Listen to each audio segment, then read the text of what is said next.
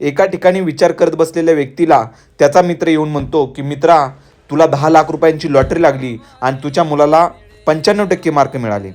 हे ऐकून तो मित्र खूप उड्या मारायला लागतो. तो खूप आनंदामध्ये खूप खुश होतो. 2 मिनटं थांबतो आणि तो आलेला मित्र म्हणतो की सॉरी मित्रा, मी तुझी चेष्टा केली. लॉटरी ही तुला नाही लागली, तर लॉटरी तुझ्या भावाला लागलेली आहे आणि तुझ्या भावाच्या मुलाला 12वीमध्ये 95% मार्क मिळाले. मित्रांनो, हे ऐकून हा व्यक्ती खूप दुःखी होतो. अक्षरशः त्याच्यावरती दुःखाचा डोंगर कोसळला एवढा तो दुःखी होऊन जातो. सांगायचं तात्पर्य एवढंच की आपल्याबद्दल जर एखादी गुड न्यूज असेल, आपल्याला काही भेटत असेल तर आपण खूप खुश होतो. परंतु आपल्यापेक्षा जर जास्त दुसऱ्याला काही भेटत असेल तर आपल्याला खूप दुःखी होतो. तर याच्यातून सांगायचं हेच आहे की ज्याच्या नशिबामध्ये जेवढं आहे तेवढं त्याला 100% भेटत जाणार आहे. त्याच्यामुळं आपल्याकडे जेवढं आहे त्याच्यामध्ये तुम्ही समाधान मानायला शिका आणि आयुष्यामध्ये खुश राहायला शिका.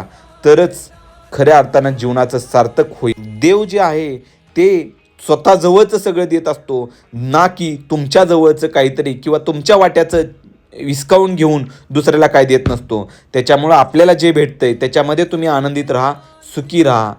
थँक्यू.